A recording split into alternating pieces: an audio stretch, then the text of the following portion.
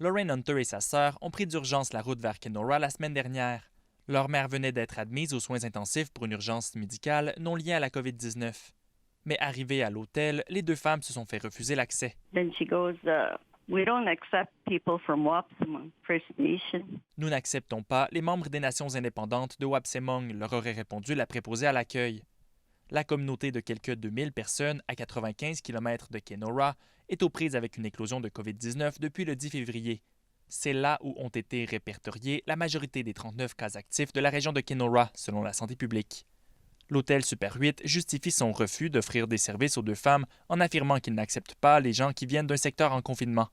Dans une déclaration écrite envoyée à CBC, l'administration explique que son personnel n'a pas refusé les deux sœurs par racisme, mais bien à cause de la COVID-19. Une excuse qui ne plaît pas à la Commission ontarienne des droits de la personne. We can't refuse entry to people just because they make us feel uncomfortable or we don't like that they come from a particular place.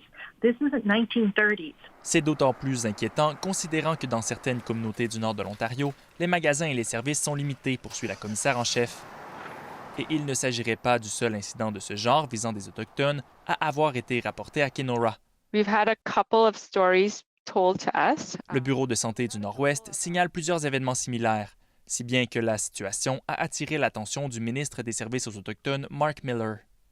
La santé publique rappelle que les commerces doivent s'assurer de traiter tous leurs clients de façon équitable, c'est-à-dire dans le respect des consignes sanitaires. You cannot look at someone and know whether they have COVID-19 just by how they look. Depuis quelques semaines, des résidents de Kenora se sont rassemblés afin d'offrir du soutien à ceux s'étant fait refuser l'accès à des commerces. Ils proposent notamment de l'aide pour soumettre des plaintes à la Commission des droits de la personne. Ici Zachary Routier, Radio-Canada, Sudbury.